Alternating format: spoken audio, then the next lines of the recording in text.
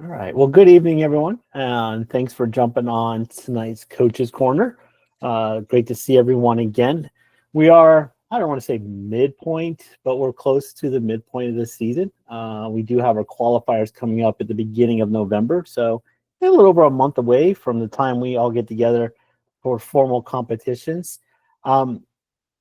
So tonight we are going to dive into some mid-season preparation and some other milestones I'm going to talk about.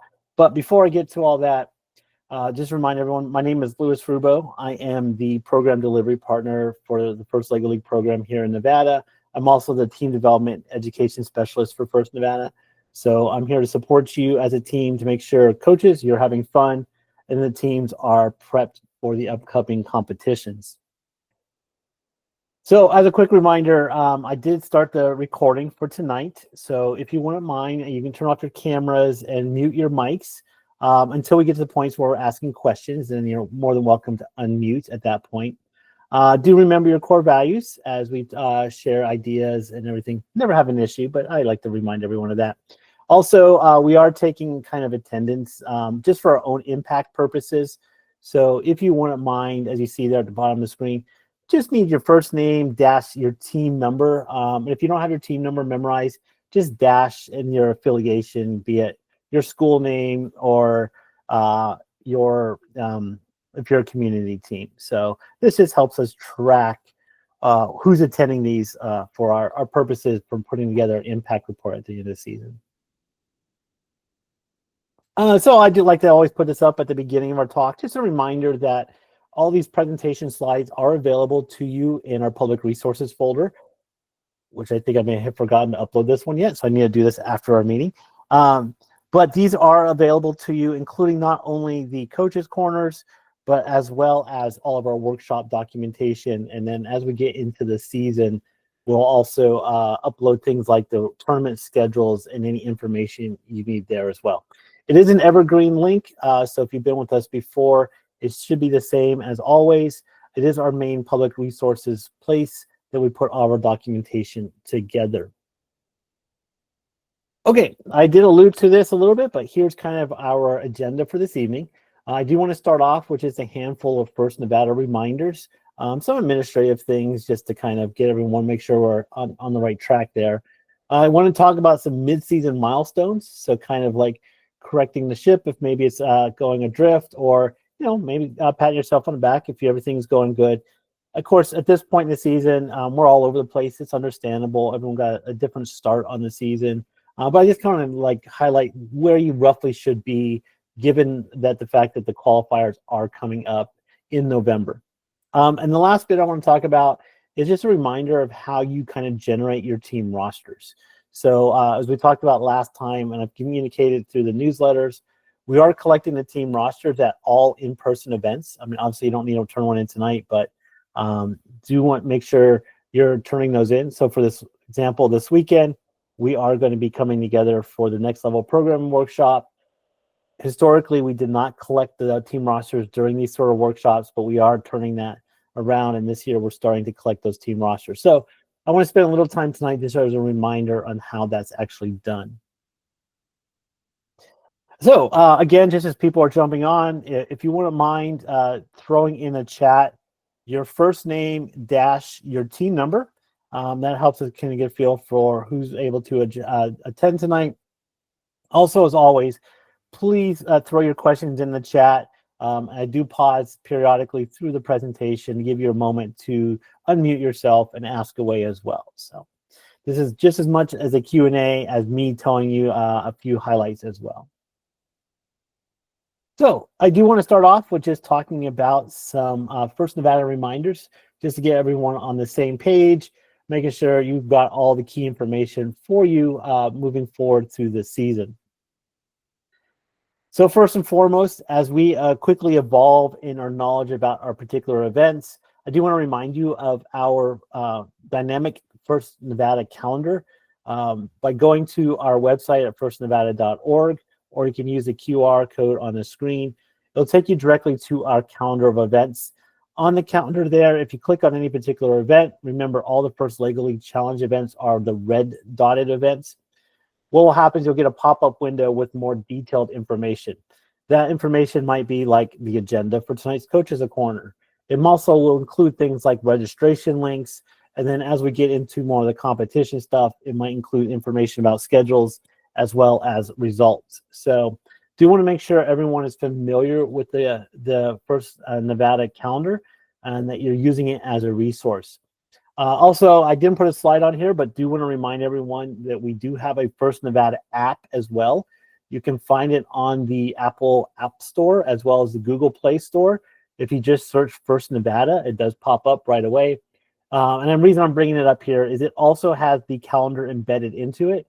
So the exact same information is being shared quickly, and any updates that we do to our calendar here automatically get pushed to the app. So it's a great way to stay informed in all places at all times. So either going to the First Nevada website or using our First Nevada app, it'll keep you informed about all the events and our latest information about them. In terms of events coming up this weekend, we do have a next level programming workshop. So I just want to take a moment and talk about what you're kind of maybe expecting out of that. First off, we do have two versions of it. We have a northern version that will be happening at Smithridge Elementary. In the south, we'll be at SECTA High School for those events. During the next level programming workshop, we'll spend 3 hours. We'll meet from 9 to noon. We will be stopping at noon. I don't know if maybe somewhere out there might have said 1 o'clock.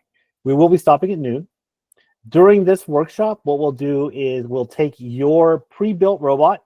So we won't have any time to build the robots there on site. So do make sure you're bringing a built robot to the workshop. Any version of the robot is fine. The material will be agnostic in terms of what type of robot you're using. And what we'll do is we'll walk through some best practices related to programming, kind of look at some of those secret sauce ideas that help your robot perform better. And then we're going to move into talking about sensors and how you're going to use those. We're going to look at both the gyro and the color sensor. And then we're also going to use a particular mission on the board as kind of our centerpiece around learning the different aspects of better programming practices. So this is an opportunity for your team to come out, learn some more coding, and also to actually score points on one of this year's missions. It's very important to understand that you do need to have a pre-built robot. We will not have time for teams to build the robot on site. Any version is appropriate. I do kind of suggest you do have a color sensor on the robot that's pointing downward on there, but it really can be any style robot and we can roll with it. Other things, just don't forget your laptop for programming as well. I do emphasize that this is a programming only workshop, so we won't have other activities. I know some of our team members are more focused on, say, the innovation project or the building. This one is solely just programming. So if part of the team wants to maybe stay home that weekend, we understand. But everyone is always invited.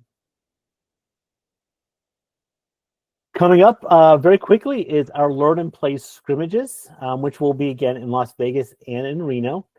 We do normally have a morning and afternoon version of our scrimmages. However, the morning session in Las Vegas has filled up, so I did have to close registration with that. So only the afternoon session is still available to register at. We're going to host the morning one. It's just we're at capacity for the number of teams that we're structured for. And in Reno, both morning and afternoon is available. In the Las Vegas one, for sure, we are going to run it in a way we've done in the last few years. Namely, what you'll do is your team will spend half the time with the ability to go up and actually do practice robot game matches, to have conversations with our referees, to talk with them about rules and making sure that things you're doing are legal. The other half of the time you'll spend learning about judging, where you'll cycle through and learn about each of the 3 judging areas. In the north, we're still finalizing it. We got to see if the venue has the space. You'll definitely have access to the robot game table, talking with the referees.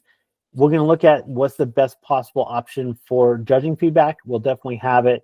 We just got to see how many teams we can cycle through. We may have to do a structure slightly different just because of the space that we have available to us in Reno. But all the same, everyone is really encouraged to join us for the Learn and Play scrimmages.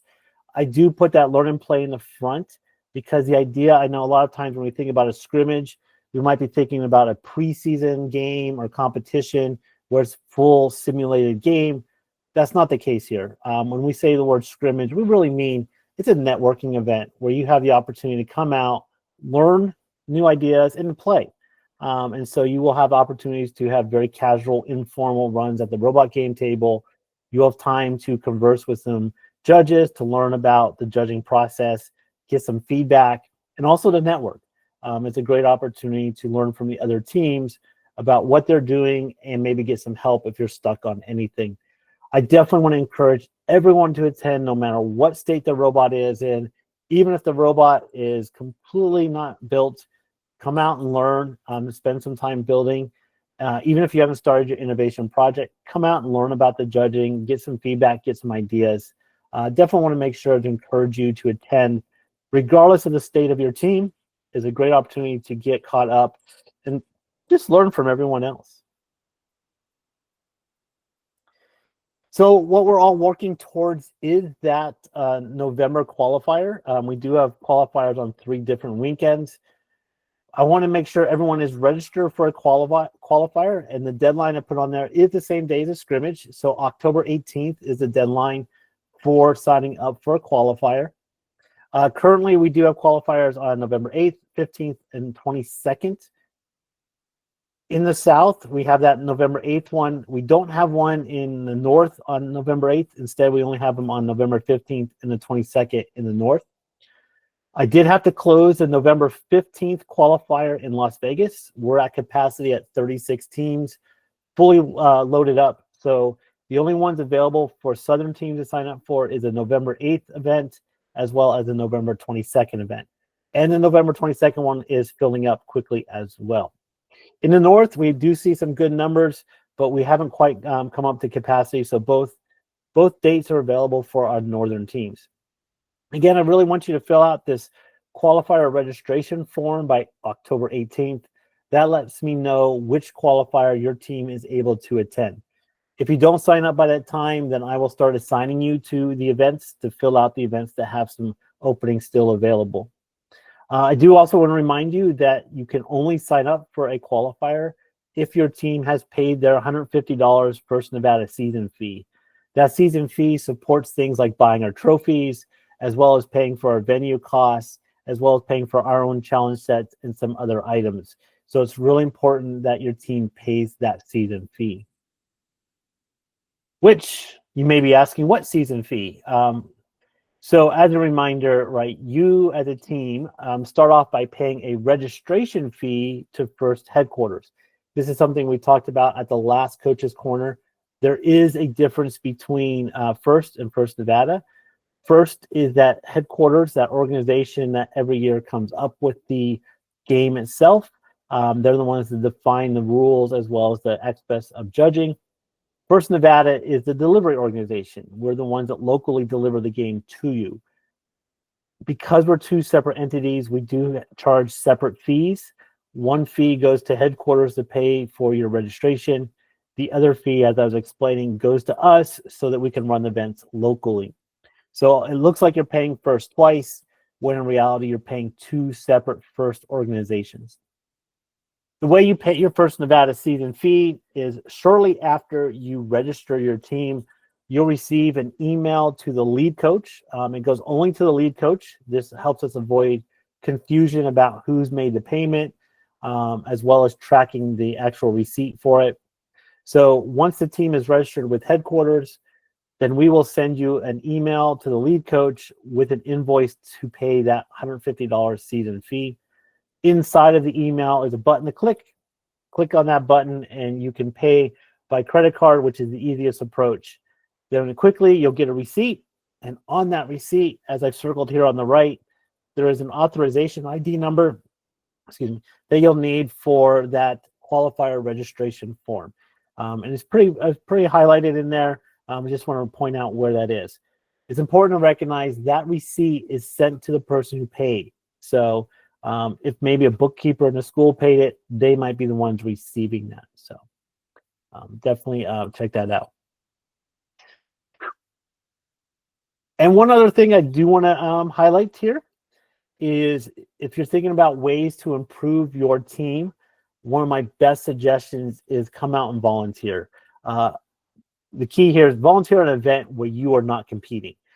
So we do love to have you come out and be a judge, especially at our events, because what happens is when you start judging, you start seeing behind the scenes and you start seeing what it's like in the judging process. It also gives you an opportunity to see a wide variety of teams, so you get some ideas about different approaches, as well as maybe different things that maybe you didn't think about in terms of judging.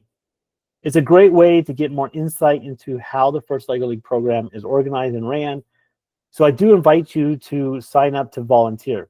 The way you would sign up is you would go to your first dashboard. So you go to firstinspires.org. At the top right, click on My Dashboard.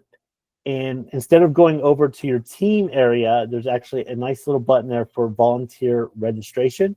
And under that, you'll search for the First LEGO League program and pick the event that is not one that your team is competing at. That's an important aspect there. And then you'll get an email from either Leilani if you're in the South or Aki if you're in the North, and they'll assign you to those roles.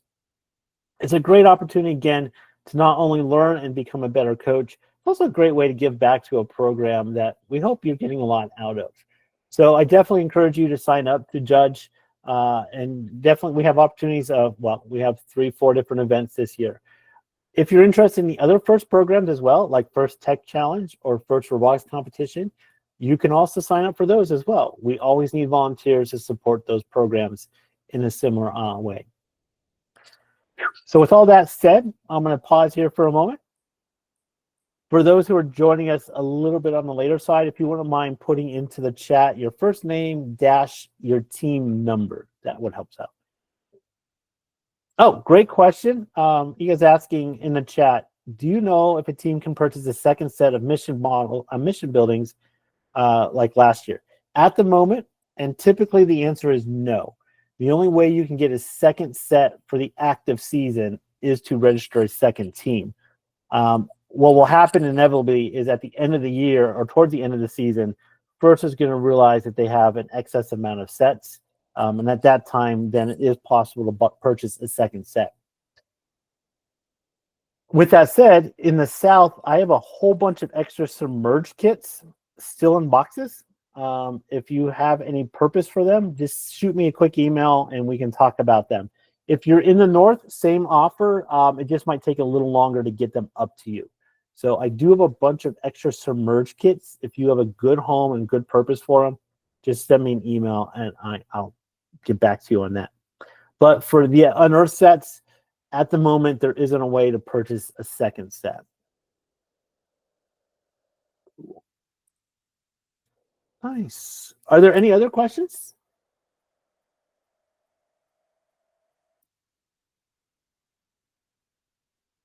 All right. Well, what I want to do is kind of start talking about, maybe where your team might be right now and kind of give you a little nudge in the back or a high five along the way, kind of saying, this is about where you might want to be given the, the timeline of this season. So first off, about now, you should have a robot built. Now, what kind of robot? That's up to your team. You're not required to have any special kind of robot. There isn't a specific design you have to use. I mean, obviously, it has to fulfill the inspection requirements at the beginning of the match, but you do not have to have a particular type of build. If your team is stuck on what kind of robot it might want to build, I do have a couple resources to point you to. Lego itself has some instructions for the two robots you see on the left there, the advanced driving base or the basic driving base. We did cover the basic driving base in the Robot in a Day that we had a couple weekends ago. On the right are a couple of robots that are part of the Prime Lessons webpage. There's also a lot of designs online. If you just Google Spike Prime robots, you'll see some designs out there.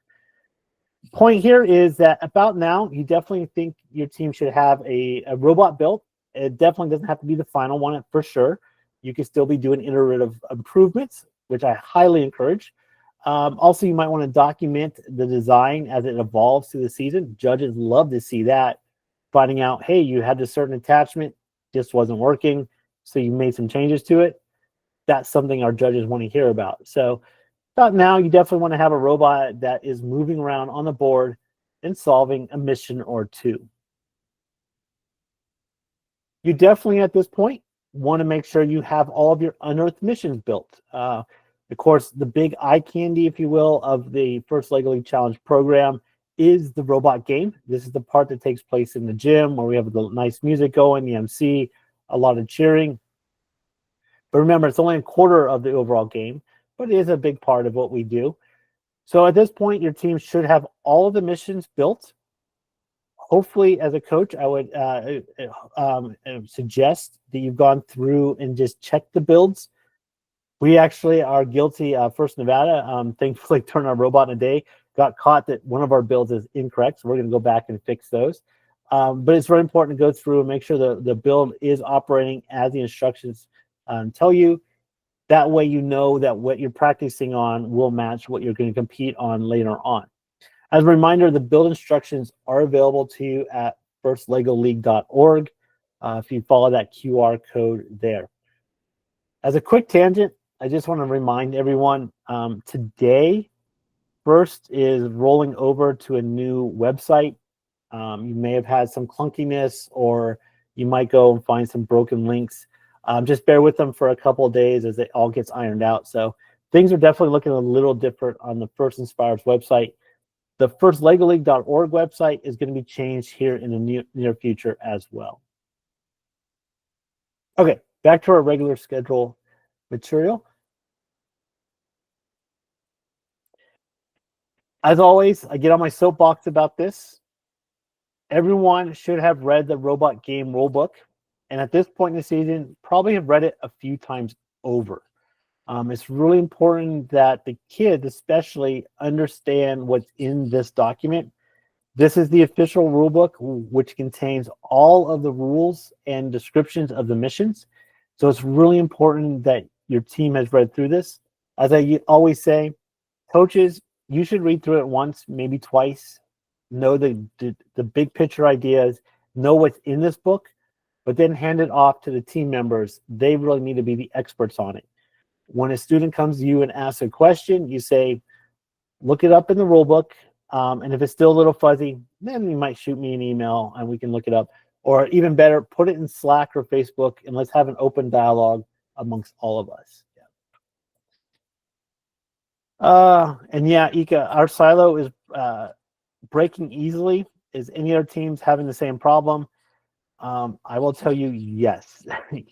The silo seems to be very gentle. So do be careful with it.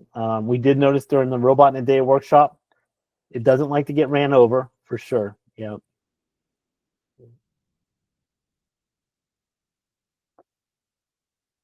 Do keep in mind that that robot game rulebook is not only a description of how each mission is scored, it also describes what will happen throughout the match. So for our new coaches who haven't had the great opportunity of seeing an event yet, the robot game rulebook will lay out what happens pre-match, during the match, and after the match. So the team will come up to the table. They'll have an opportunity to set everything up. They'll get inspected to see the size of their robot and their attachments. During the match, they'll have their 2.5 minutes to actually complete as many missions as possible. There are certain times that the team will remove a precision token described not only in these pages, but also in the previous pages. And then after the match, it describes how the team is scored by the referees, as well as their scoring in the gracious professionalism area. So it's really important to go through here, especially coaches. These pages are really important for you so that you can help get your team prepared so they understand what to expect. As I was saying earlier, we do have our learn and play scrimmages, which is a great opportunity with no kind of pressure out there to come out and get a feel for what these matches are like. And also have dialogues with their referees. Every now and then, teams come up with some amazing loopholes, or first just didn't think of something before they hit print on their computer. And so what happens is there are challenge updates that get sent out to correct or clarify any misunderstandings, or maybe if there was an error out there. These are official rules, so the challenge updates are something you should definitely look over. They clarify ideas that will be incorporated into the official judging as well as the robot game. Thankfully, this year, there hasn't been much so far. The last update was, September 16th. You see up here, it's like a page of material, but it is still considered official ruling. So I do invite you to come back periodically, check in, make sure your team is up to date on all these challenge updates. First, also, when they communicate to teams, make sure that they share out these updates as well. So a great question I get every year, and I definitely want to make sure it's clear, is every year there's a handful of missions. There's a lot of missions. There's like, 15 missions this year? I always at the flag counting one. 15 missions this year. You don't have to do them all. And that is really important to understand.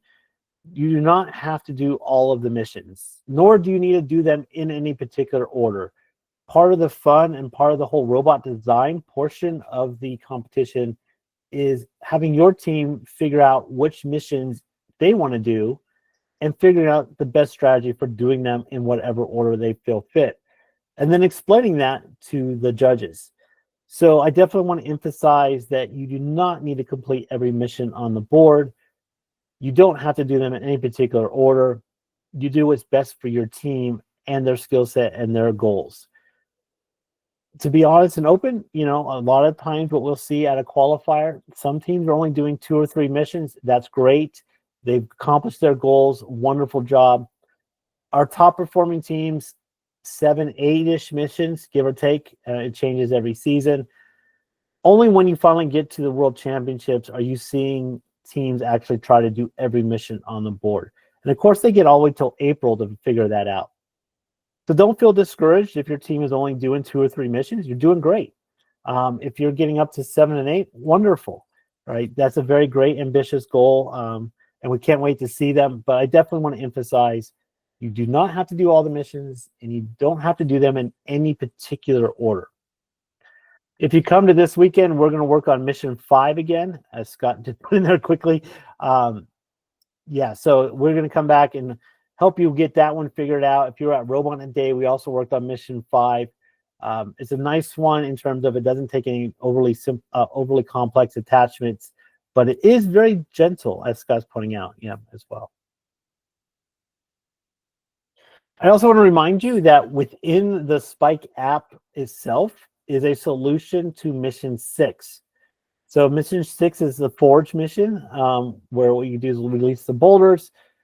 If you want to, with your team, work through the solution. Now, it does use the basic drive base as its, if you want to follow the code exactly. So keep that in mind, but it's a nice guided mission to help your team figure that one out. Definitely want to point you in that direction. If I remember correctly, it does start on the left side. So the robot does have to travel across the entire field, but it's still a nice thing to have your team start with and then improve on it and make it their own. So I definitely want to point you to that. Keep in mind that you have to download the competition-ready unit to have access to this. Also, if you're a veteran team, you have to make sure to update your Spike app so it has this in there. And what I've found personally is that you actually have to clear out all of the old units and then reinstall the competition-ready unit. That way it overwrites and updates from the submerged season to the unearthed season. So, but it is available for our teams to check them out. Shifting over to the other major component related to the First Lego League Challenge program is that innovation project. So at this point in the season, your team should have started in on the innovation project. And I definitely want to highlight this is a component of the program that you really can't wait and just shove into 1 week. Arguably, a robot can be done in a week or 2, especially at the end of the season. You can quickly build a robot and program it to do a couple of missions. Innovation projects are a little different. I definitely want to emphasize it's something that you want to spread out over the entire season. Really want to spread out everything, but especially the innovation project. I mean, the reason is it's a multi-step process that really highlights the engineering design process overall. It always starts with this identifying and researching a problem. That takes some time. So you definitely want to spend some time with the team looking at archaeology and issues that archaeologists have when they're doing their studies. After that, your team has to come up with some creative, innovative solution to it. That takes some time as well. Then they need to create a model, a drawing, some sort of prototype to it. And then the part that really takes some time is they need to iterate on their solution by sharing it with others and collecting feedback. And this part takes a lot of time because you need to go back and forth between, I have an idea, let's see what others think about the idea. Oh, they have suggestions, they give it back to us and we make changes. This is a multi-step loop within itself. And then the last bit is you do need to communicate your solution to solution's potential impact. So each of these steps do take some time. And so you definitely want to be working through the innovation project throughout the season. Specifically this year is the prompt you'll get is the prompt for the unearthed season is inside of the engineering notebook. And if you haven't had a chance yet, here's the prompt for this year. In the unearthed season, your team's challenge is to identify a problem faced by archaeologists and propose a solution that can help. And it's really important your team comes up with a solution that addresses this specific prompt. So be careful. If you don't know what archaeology is to start off with, look it up and make sure you understand the human aspect in there. Find out what are archaeologists challenged with, and then come up with something creative with that. So make sure you're reading this prompt carefully, breaking it down into its parts, and that your team is coming up with an innovative solution that addresses this particular prompt. Again, you'll find this inside of the engineering notebook. So the teams are in there guided into this discussion, so you have some information to back it onto. Also, as a quick little reminder, on October 7th, we are going to have our Innovation Project Coaches Clinic. Something feels off. That is literally a week from today. So we are going to have our annual Innovation Project Coaches Clinic, which is basically a coach's corner, but for the entire hour, we'll focus on just the innovation project. So just like with the coaches corners, this is really aimed at you, the coaches. So it's not designed for the kids to come together. It's designed to be a virtual meeting for only 1 hour. The only difference between a coach's corner like we are right now and the coach's clinic is we're going to focus specifically on the innovation project. So if you have any questions or still some uncertainties about it, come back next Tuesday. We'll reconvene and talk about this next Tuesday as well. In addition to that, I do want to advertise our Innovation Project Share-a-thon. So this is an evolving idea that started down here in the Las Vegas area. Years ago, we had a coach come up with this idea, and actually in honor of a former coach, they put this together where the idea is teams come together and they just give an elevator pitch about what their innovation project is at that moment. They'll get some feedback, and then they'll go back to their practices and improve on it. Since then, we have evolved this into an official First Nevada actually workshop, and it formerly has only been in the South. This year, we're also taking it up north to Reno as well, so that everyone in the state has the opportunity to participate in this. We've also moved it from a weekday night to a Saturday morning. So on October 25th in both Reno and Las Vegas, we're going to have our Innovation Project Share-a-thon. The idea here is that your teams will come in, they'll bring whatever ideas they have about their innovation project in its current state. Definitely does not need to be in its final state. That's the whole idea here, is that you will then have a casual conversation with some experts and some judges, get some feedback, take it back and use it to improve and iterate on your innovation project. If you've had the chance to study the rubrics, you know that this is an important component of the rubrics. So this is us doing some legwork for you of gathering up some experts, getting you into a situation where you get the opportunity to share and get feedback. Other big part of this that we love is it's an opportunity for teams to start sharing with each other. So our teams are able to go around and learn about each other's innovation project and also to provide feedback. So it's really helpful for all of our teams to come together, network, have an opportunity to share their ideas, get some feedback, still have some time before their competition to make some improvements on there. So on the screen there, I do have the QR code to the registration. We've had good turnout so far. So we're excited to see everyone in a month. Now, also, I just want to say on the side, our other programs, First Tech Challenge and First Robotics Competition, will be on site as well, because we are going to be hosting a robotics conference the same day at the same location for our other programs. So you would have the opportunity to come out and see those programs as well. Lastly, it's about that time of season where if you're going to order shirts, you probably want to put it in your order now. I do want to emphasize this is not a requirement in any way, but it is quite common for our teams to come out and show their pride through their uniforms, their shirts. So it's about that time of year where you have about, what, 5-ish weeks potentially before your competition. So do you want to place your orders now so that they come back and have time to get the design in, get the print in, and get them shipped back.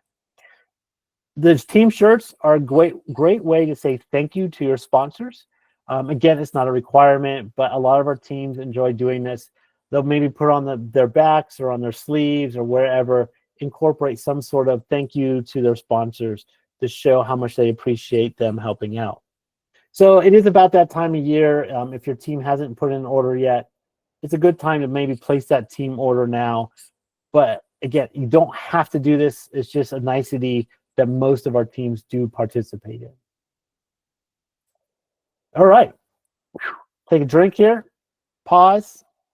Feel free to unmute yourself, ask questions.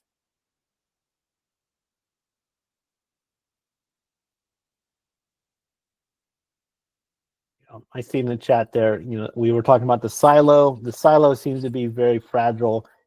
Mission 5 for sure is very fragile.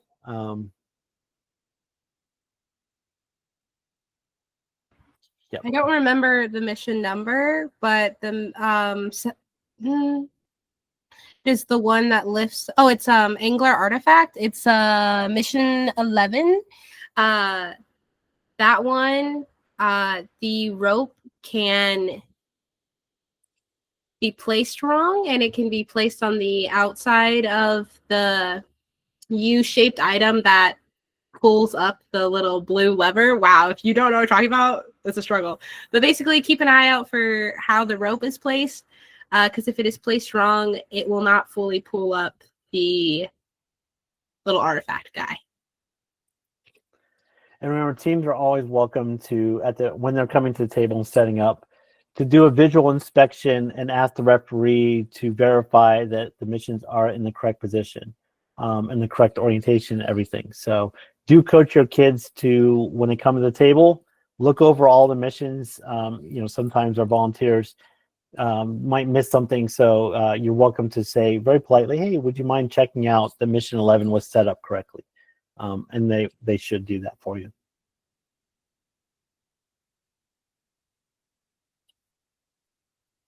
Yeah, Kim, I have the score actually here on my screen. Yep.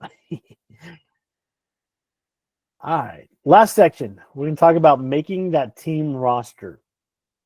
So we did talk about earlier how normally we wouldn't collect a team roster until the official tournament events. This year we've changed things. We are collecting the team roster at all of our in-person events. As a thank you for doing so, every team that turns in a hard copy of their team roster at check-in, so not afterwards, at check-in will be entered into a drawing that at the end of the season will draw one Southern Nevada winner and one Northern Nevada winner to have their registration for next season paid. So it's kind of important here to make sure you're starting to develop your team roster and getting it ready for next season. So to dive into that, before we talk about the team roster, I just want to also remind you that one of the great things you can do to personalize your team is actually give it a unique name. So I know a lot of you had Leilani maybe set up your team for you. She would just put in the school name and some version of it in the team name. You're always welcome to change the team name. The way you would do it is you would go into the your team dashboard. Under the team profile section, there is an area to do the team information. Change your team name to whatever's appropriate for your school or your team. I just put in there a Flintstones reference there to kind of give you an idea. We pull from this, so this becomes an official team name there. If you've also noticed in all the registration documents, I also kind of remind you that, you know, make sure your team name's updated there for us. It's always fun looking at the scoreboard and seeing a name that reflects your team's personality. So definitely make sure to update that. You do not need to keep the team name from last year. You can change it right up to the last moment. But in all honesty, we pull it about a week ahead of time, if not a little bit sooner. So if you're thinking about changing your team name, now's a good time of the season to do so. And we do recommend you make something that kind of reflects your team, be it your school mascot or some personality about the team for that in there. A couple other important reminders about the team itself. For First Lego League Challenge, there are limitations on the sizes and the ages of our team members. So the kids, when I say size, I don't mean physical size. The size of the team itself needs to be between 2 and 10 kids. So it's kind of important to keep that 10 kid maximum in mind. During the season, when you're practicing back at home, you might have more than 10 kids participating in practice. That's okay. But when you come to a competition, you can only have up to a maximum of 10 students on your team. And that's really important. We only let 10 students into judging. We only let 10 students around the table. Moreover, it has to be the same 10 kids throughout the entire day. So you can't put in your best 10 kids for judging and a different set of kids in for your robot game. It has to be the same set of kids that go into judging as well as all the robot game matches. Now, you can change out who's your drivers during the robot game part. That's understandable, but as long as you stay within the confines of those 10 kids or 10 or less. The ages-wise, they have to be between 9 and 14 years old. That younger age limit is a soft limit. So, you know, if you have a mature 8-year-old who's contributing to the team, by all means, keep them on a team. Let them learn about First Lego League, be a member of the team. The upper age limit, that is a hard limit, just to keep fairness across the program. We do make sure that everyone is 14 or younger. You might find some references to up to 16 years old. That is true in other parts of the world where FIRST isn't quite as prevalent, where they don't have the FIRST robotics competition or FIRST tech challenge. They then allow up to 16-year-olds to participate in other parts of the world. Here in Nevada and throughout the United States, 14 is the upper limit, and definitely need to have less than 10 kids on the team. Now, how do we check all this? Well, what will happen is at the start of every event, we ask that you come to the event with a hard copy of an official roster that is printed off from your team dashboard. This roster does a number of things for us. One is it verifies that we do have 2 screen coaches. So every team has to have 2 lead coaches who have gone through the FIRST Youth Protection Program screening. So we'll be able to scan very quickly because it's an official roster with a certain format that we have those 2 lead coaches in place. Also on there, it will tell us if all the students have had a consent and release completed for this season. So we can see that you have all of your team members in there and ready to go. So it's important that you bring this officially printed team roster to your event. You do, again, go into your FIRST dashboard and you're able to print it off.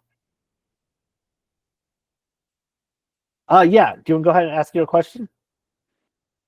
Yes, my question was, when I created our team, I was able to invite 1 member. The second coach hasn't accepted the invitation yet, and now I can't invite more team members. Is it because she hasn't done that yet? Yeah, so I'm surprised you were able to get the first one in.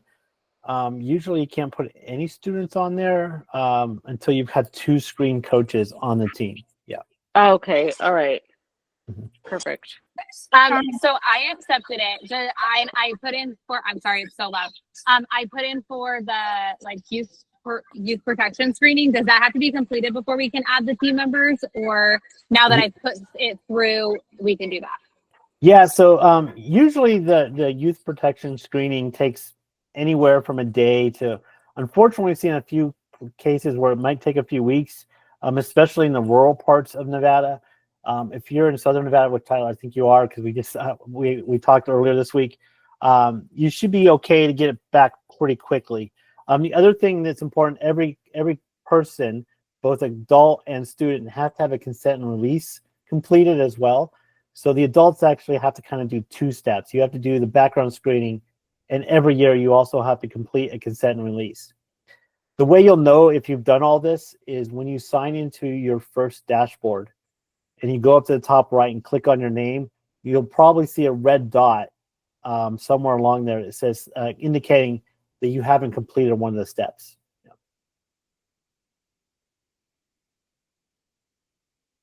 Yes, I see those. I'm working through those. I just was wondering about how, if we could add or not, depending on the, like when that comes back. Yeah, it has to be fully completed before you can do it. Yep. Good question. Okay, so just to help everyone through this, I really hope these links are still good, actually, because I was just saying, I haven't actually checked these today because the site was changing over. But normally, there is this useful information there that is aimed at both you as a coach, as well as the parents as well, related to the youth protection program. And Grace, I hope that thumbs up means that these links are still live and active. I assume they're going to stay evergreen. Great. So the idea here is if you have any questions from the coaching perspective about how to form that team in terms of getting the roster put together, that's on the top QR code. The bottom one is if your coaches have any questions about it, they're invited to check this out as well. First does take youth protection very seriously. All of our personal identification information is taken very seriously. And so we do want to make sure all of this is covered and making sure all of our teams have been cleared through this system as well.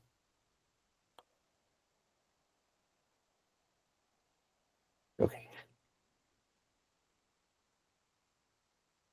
Okay, so the best way to get your team on there is that you'll go into your first dashboard. And I've just got a message here that maybe my QR codes are no longer valid. But if you go to the website, I think you're good. So maybe ignore my QR codes and check the website directly. See, if I had just procrastinated and made these at the last second, they would have been valid. Okay, so how you actually make your team roster. The easiest way is actually to use a new system. Well, it's actually been around for a couple years now, called Express Enrollment. It's a very quick way for you to invite individuals to your team. The way you do it is you would go into your team dashboard. Under the team contacts and roster area, there's a drop-down menu there where what you'll do is you'll click on the Manage Contact section. That'll take you to an area here where you get a new window. On there in the middle, it's a little fuzzy and hard to see on this screen, but there is one that says create a QR code or QR code link. And what you'll do is you'll click on that. And what will happen here is you'll get to a new kind of blank looking window. When you hit the add button on here, that will actually generate a QR code that is unique to your team. What you can then do is take that QR code, you can copy it, put it into an email. You can maybe put it and send it off to your parents. You can print it out on a piece of paper. And when the parents pick up their kids from practice, you can have them scan it. This is a nice, quick, rapid way, thus the name Express Enrollment, to get your kids on the team. So the idea here is that the parents would just scan the QR code. That will guide the parents through the enrollment process for their kids. So the parents will then have to register themselves, make sure their kids are registered, and complete their consent and release. Important last step that sometimes our coaches overlook is you have to, after the parents have completed this, you actually have to go into the system and accept the kid onto your roster. Just because the parent scans a QR code, completes all the steps, they aren't automatically added to your roster. What you'll see is on your team dashboard that they're pending. You have to go in as the last step and just accept them on there. Once you've done that, you can then look at your team dashboard and print off your roster, bring it to the event. I do also want to emphasize that we do collect a roster at each event. So you can't just turn one in at the beginning of the season and have it valid for the entire season. Sometimes kids leave, sometimes kids are added. We need to make sure to have the roster at each event that's accurate for that particular event. One of the easiest ways I would suggest to get your team roster done is invite the parents to a little pseudo team meeting and just explain to them the youth protection program, why you need to get this information. Have them sit down at maybe one of your team laptops, one of your team computers, and have them complete it right there when they're picking up their kids. It's a great way to make sure everything is done in a very rapid, quick way. That way you have that roster done. You can actually complete the roster for more than 10 kids. So that's one of these weird quirks with the first system. I would make sure to do every kid that can potentially be at your event, make sure they're screened and ready to go. With that said, I am actually at the end of my presentation. I am actually 9 minutes early. I should have slowed down a little bit. Maybe watch some of that Avalanche game. But if you have any questions about anything I've covered or in general, do you have any questions about the season or anything you need help with, please, feel free to unmute yourself and ask away.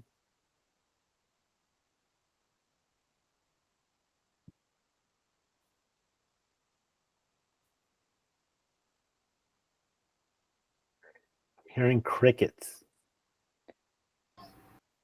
Okay. Hey Rubo, for our sector this weekend, are we going to be in the gym or are we going to be where exactly after I collect my kids do I need to go to? Oh, it's so nice out. I think we're going to just do it in the courtyard. No, I'm kidding. We're going to be in the cafeteria this weekend. Cafeteria. Okay. Yep. And so yeah, that's where the team pits have always been. And so we'll have some, because SECTA is so big, we'll have some flags guiding you from the main roundabout in front of the school into that area. Yep. But we'll be in the cafeteria this weekend. And then, Karen, are you raising your hand? You're just still muted, though. I see you, but you are muted. Okay. I did have a question. I have my personal team. Yeah. I have two, and I normally have a co-coach. Unfortunately, she's been sick for quite some time. Oh, no. And apparently not doing her paperwork.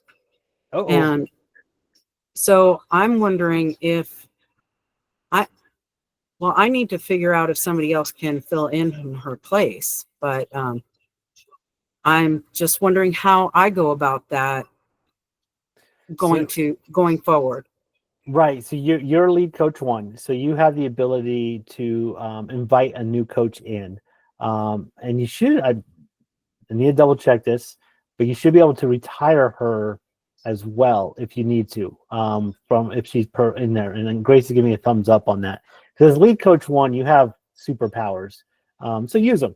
All right. And so I think you can retire your lead coach two and then invite a second person in. Now, as a reminder for everyone, we, from our organizational point of view, don't have any restrictions or rules about all the coaches have to be a part of the same school system or the same community group. You get to choose whatever's best appropriate for you and your team. So if you want, say, a parent to step in that lead coach two role, even though you're a school-based team, that's up to you and your school, if that's okay. From our perspective, we just need to make sure we have two adult coaches that have completed that screening process. So, yeah, Karen, talk with your second coach in the unfortunate situation. If she can complete that, that's fine. If not, maybe retire her. Also, this particular year, there are new formal definitions of roles. And so there's lead coach one, lead coach two. Every first team has those two particular roles. Then there's new other roles that are recognized, including mentors. So if that second coach wants to still stay affiliated with the team but recognizes their time commitment isn't there, maybe move them down to a mentor role so they're still associated with the team and find a different person to be that official lead coach too. Okay. So, yeah. And I'm I am lead coach 2 on her team. Oh, that gets a little bit more tricky, and I don't quote me. I think you might have to work out a little bit something different in that case. Yeah. One of the unfortunate things is First doesn't give me a playground team that I can go in there and practice with. So I actually learned some from the community as well when I hear these situations. Yeah. Oh, I see a comment in the Yeah, if you're my messages. Oh yeah. In some cases, you're no longer a Tesla team, so sometimes Leilani is still in there as a team admin as well, right? I believe she's no longer there. Yeah. No, we're no longer funded. Yeah. Okay, I'll just work it out. But I just thought maybe other people would have that same issue or a similar issue, and she's just not available to talk. So I'll figure it out. But thank you. Yeah, and do let me know if from the lead coach 2 perspective how that works out. Yeah. Good questions. Others.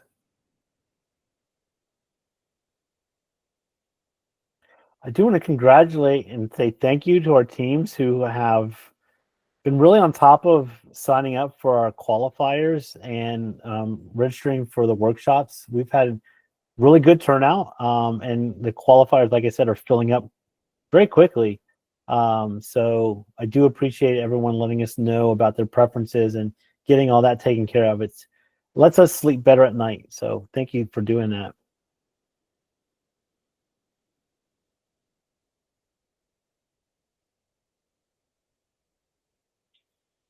Well, I know we've got 3 more minutes, but I'm not seeing any new questions. As always, Grace, you're killing me. Go ahead.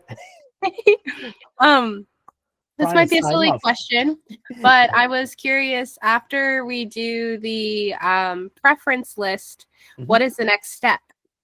Hope. No, and so what I will do is I'm going to wait until that October 18th deadline. And at that point, I'll send out formal confirmation emails. And I can just tell you, I don't change teams' preferences unless there's some unusual circumstance. So if you've already signed up for something, you're like 90, let's say 95, 99% chance you're going to get that one. It's only if something wonky comes up that I'll go in there and ask, hey, would you mind changing? And so if you have already registered for it, you should be golden. And that's part of why I closed out that registration is I don't want to go into a lottery approach or anything else. That once we hit that capacity, I just remove it as a possible event for other teams to sign up for. So that way you can reserve that spot.